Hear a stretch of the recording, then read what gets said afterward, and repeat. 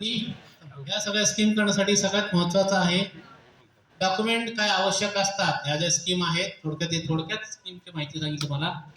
सगळ्यात आवश्यक डॉक्युमेंट आहेत. सगळ्यात पहिले तुमची संस्थेची नोंदणी पाहिजे, म्हणजे तुमच्या लेवलला तुमच्या संस्थेचं सर्टिफिकेट पाहिजे, सोसायटीचं सर्टिफिकेट ते पाहिजे. त्यानंतर जसं तुम्हाला सांगतो महत्त्वाचं, आपल्या संस्था आहेत, ट्रस्ट नोंदणी सगळ्यांकडे आहे, पण हे पैसे तुम्हाला भेटत नाही. त्याचं कारण काय असतं?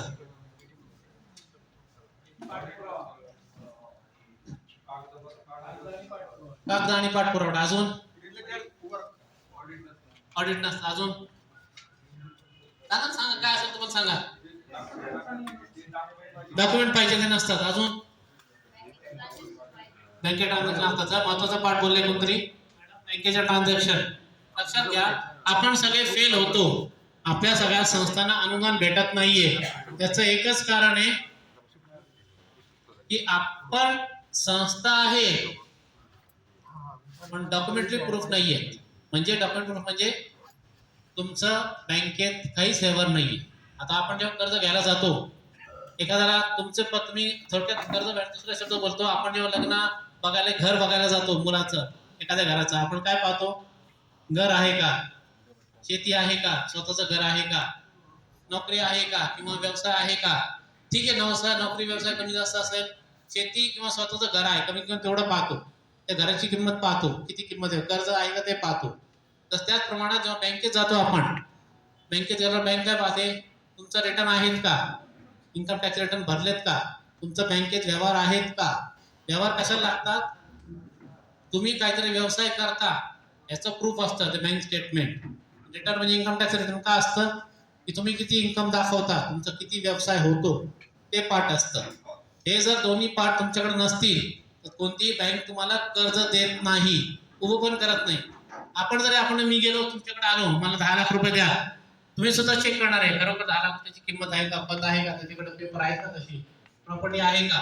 त्याचप्रमाणे आपण जेव्हा एखाद्या गव्हर्नमेंटला अनुदान मागायला जातो, एखाद्या कंपनीला अनुदान मागायला जातो, ठीक आहे, तुम्ही काय करता? जसं मग सर बोलले, एखाद्या एजंटकडे जाता, त्याला पेपर करता, तो घेतो, मला ठीक आहे 5,000 ते, मला 10,000 ते, प्रोजेक्ट करून देतो, सबमिट करतो.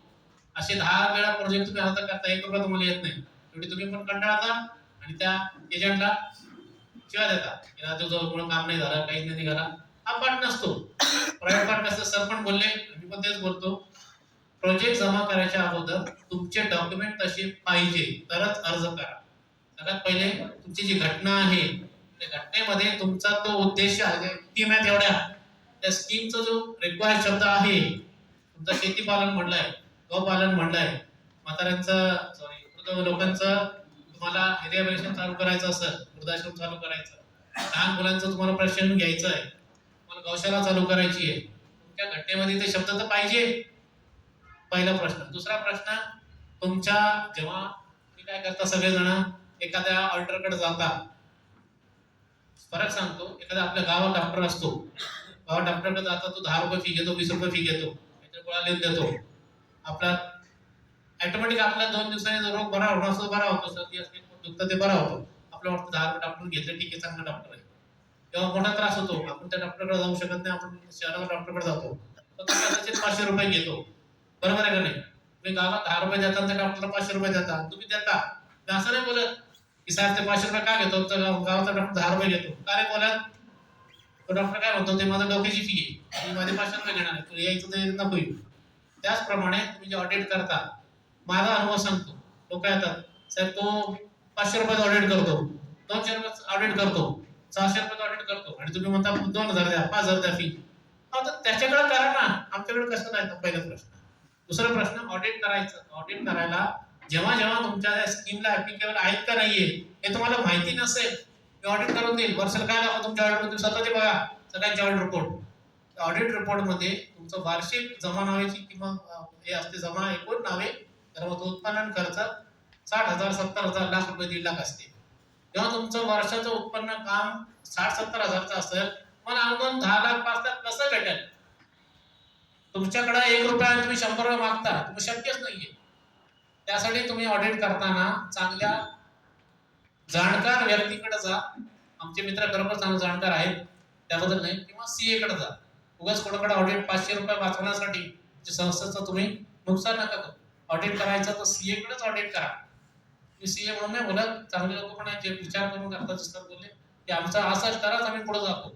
उगाच ते करा. तुमचं कमीत कमी तुमचं वर्षाला 10 लाख किंवा त्याच्यावर तुमचं जर जमा नावे असेल तर तुम्ही कुठेतरी स्कूलमध्ये जाऊ शकता. नाही तर तुम्ही विचार पण करू नका. आणि 3 वर्षाचे एकदा ऑडिट सबमिट केलं की परत चेंज होत नाहीये. रिटर्न सबमिट केलं परत चेंज होत नाही.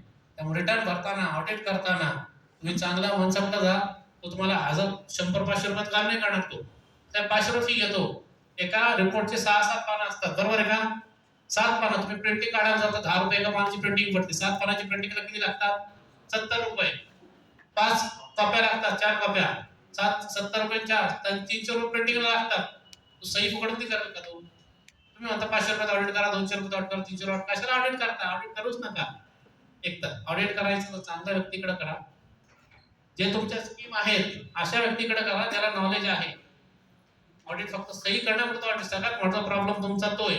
स्कीम आहेत, लोकांना पैसे भेटतात, पण तुमच्या संस्थांकडे ती माहिती नसते ऑडिट कोणाकडे करायचं, का करायचं ऑडिट. फक्त गव्हर्नमेंटची फॉर्मॅलिटी पूर्ण करायचं म्हणून ऑडिट करतात. आता कोणतरी बोलले बसले होते की 10 वर्ष झाले आमची संस्था बंद आहे. 10 वर्ष नाही, 20 वर्षाचं संस्था एकदा तुम्ही ऑडिट करून जमा करता.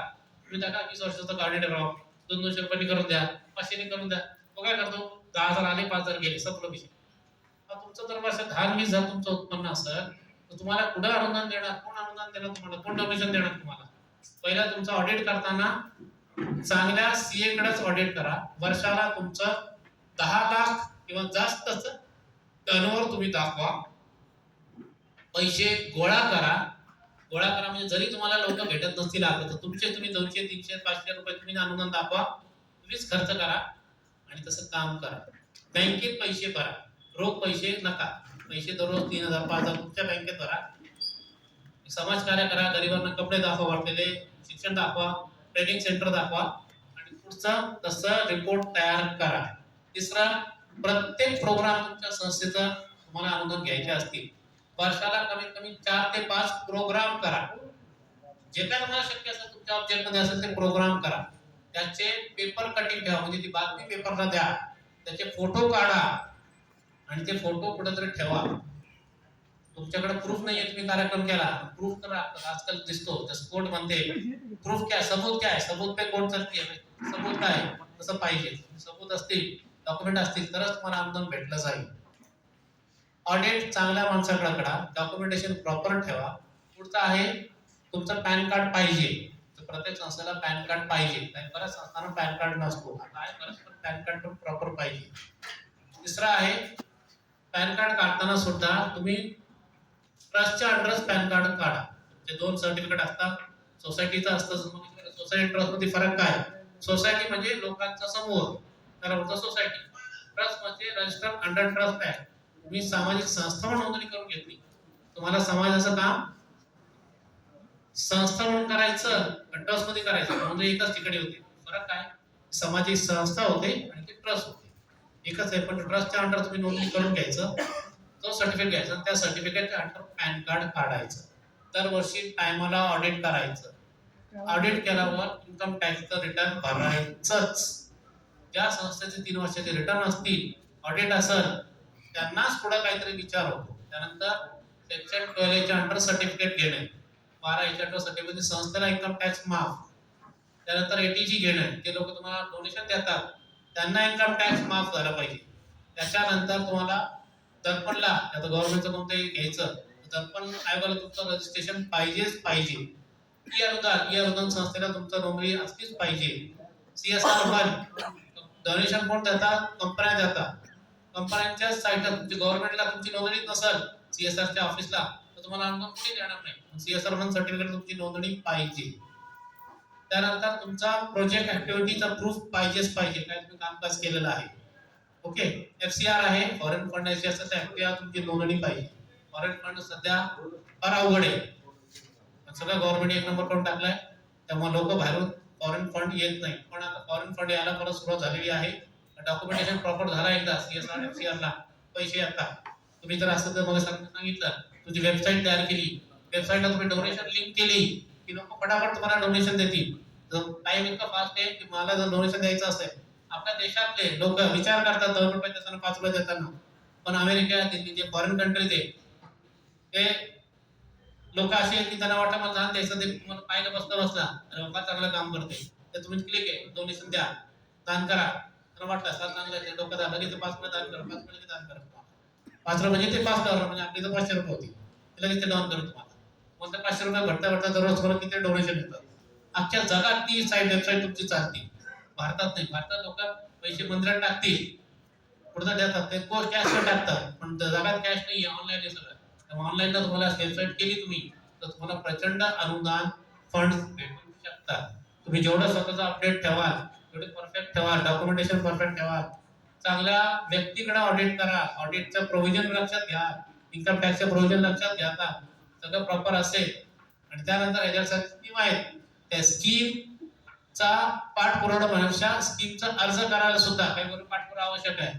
पाठपुरावा तेव्हा होईल जेव्हा तुमचा अर्ज प्रॉपर होईल, डॉक्युमेंटेशन प्रॉपर असतील, तुमचा प्रोजेक्ट बरोबर असेल, त्याला कशाला अर्ज करायचा, कशासाठी अर्ज करायचा, डॉक्युमेंट प्रॉपर असेल, त्याचं प्रोजेक्ट रिपोर्ट बरोबर तयार करून सबमिट केला एखाद्या कन्सल्टंटनी, तरच तुम्हाला हे होतं. आता वेबसाईट आहे म्हटले की गव्हर्नमेंटचं वेबसाईट आपण डाउनलोड करतो, पण काय कळतच नाही. ते कळण्यासाठीच आमच्यासारखे सी आहे, वकील कशासाठी, सी कशा, डॉक्टर कशाला आहे.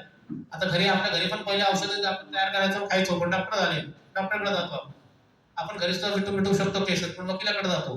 तसं हे जे स्कीम आहे त्या स्कीम स्वतः पण करू शकतो. म्हणजे प्रॉपर होण्यासाठी तुम्हाला चांगल्या सीएची गरज आहे, त्यांचं मार्गदर्शन घ्या, त्यांची फी द्या. तुम्ही 10 रुपयाचे 2 रुपये दिले, तो माणूस पण काय करतो, जाऊन दे आले काय नाही आले काय, तो काम नाही करत.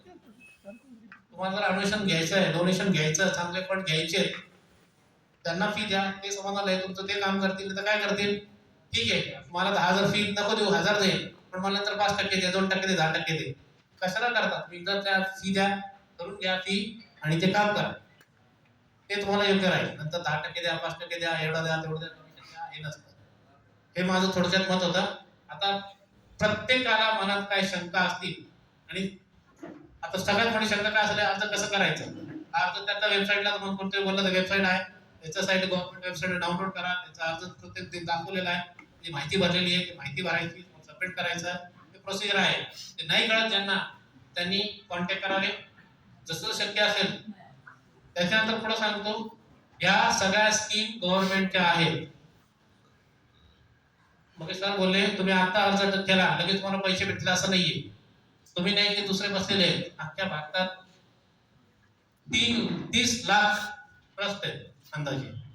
30 लाख लोक अर्ज करतात, त्यापैकी 10 लोकांनाच पैसे भेटणार, 30 लोकांना पैसे भेटणार. त्यामुळे तुमचं जे चांगलं जे असेल त्याला पैसे भेटतात, किंवा ज्यांचा कॉन्टॅक्ट असतो थोडंफार त्याला पैसे भेटतात. पण जरी कॉन्टॅक्ट असला तरी तुमचं डॉक्युमेंट प्रॉपर असतील तरच ते पैसे भेटतात.